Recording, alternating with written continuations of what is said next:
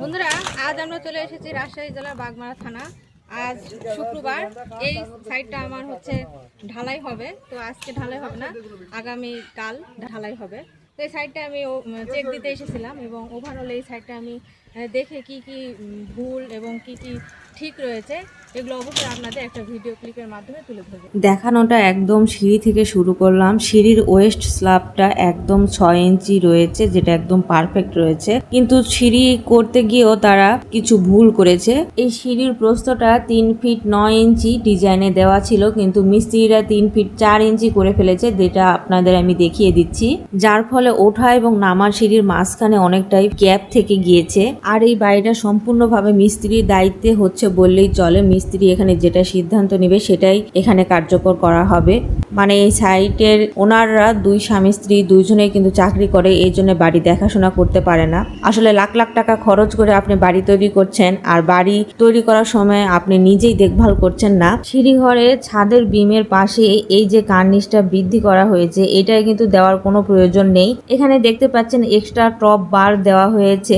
এই extra top বারটা কিন্তু সোজা করে ছেড়ে রাখা হয়েছে। এটা যদি সোজা করে ছেড়ে না রেখে আপনি যদি ডেভেলপমেন্ট লেন্থ করে বিমের ভিতরে দিয়ে দিতেন তাহলে কিন্তু বেশি কার্যকর হতো। এই ছাদের কোথাও কিন্তু হাই ব্লক দেওয়া নেই, যার কারণে ইলেকট্রিক্যাল মিস্ত্রিরা কিন্তু এইভাবে এখানে ড্রপ দেওয়া রডগুলোতে, এতে কিন্তু অনেকটাই ক্ষতি হচ্ছে এবং মালিক এবং রাজমিস্ত্রি এটা বুঝতেই পারতেছে না। আগামীকাল ছাদ ঢালাই, অথচ এরা হাই ব্লক তৈরি করেন এবং হাই ব্লক যে দিতে হবে এটা তারা জানেই না। আমরা যখন স্টেট কার্ড বললাম যে হাই ব্লক অবশ্যই দিতে হবে এবং হাই ব্লক দিয়েই ছাদটা ঢালাই করতে হবে, তখন কিন্তু মিস্ত্রি বলছিল যে অনেক খরচ পড়ে যাবে, এখন হাই ব্লক তৈরি করা সম্ভব না, কালকে ছাদ ঢালাই। তখন আমরা বললাম যে হাই ব্লক কিনে নিয়ে আসেন। তখন মিস্ত্রিটা আবার পাল্টা বলতেছে যে হাই ব্লক কিনতে তো অনেক টাকা লাগবে, এত টাকা খরচ করার কি দরকার। তখন কিন্তু আমি পাল্টা উত্তর দেই, কেন এত টাকা খরচ করে মালিক এই ছাদটা দিতে পারতেছে আর হাই ব্লক কিনতে পারবে না সামান্য কয়েক টাকা খরচ করে।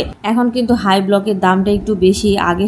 আগে কিন্তু 60 টাকা পিস বিক্রি হতো, এখন কিন্তু 12 টাকা পিস আমাদের এদিকে বিক্রি হয়। কোথায় কিরকম রেটে বিক্রি হয় আমি কিন্তু এটা জানি না। মিস্ত্রিরা আপনার ক্ষতিও করবে, আবার আপনাকে বুঝাবে যে এত টাকা খরচ করার কি দরকার। এজন্য আপনার হাই ব্লক কিনবে না। 30 কেজি যদি গুণা তার লাগে সেখানে 15 কেজি দিয়ে চালিয়ে দিবে, 2টা পরপর বা 3টা পরপর রড বাঁধাই করবে। এরকম টাইপের কাজগুলো কিন্তু তারা করে থাকে, কিন্তু অথচ তাদের বেলায় কিন্তু 16 আনাটাই বুঝে নেয়। হাই ব্লক ব্যবহার না করার কারণে ক্র্যাঙের হাইটটা 3 ইঞ্চি কোথাও কিন্তু ঠিক নেই। এখানে দেখতে পাচ্ছেন বিমের রডগুলো কলামের রডের ভিতর দিয়ে নিয়ে যাওয়া হয়েছে। এই কাজটা একদম কিন্তু ঠিক রয়েছে। আপনারা এভাবে কাজ করার চেষ্টা করবেন। কখনোই বিমের রড কলামের রডের বাহির দিক দিয়ে কিন্তু যাবে না। এখানে ক্যান্টিলিভার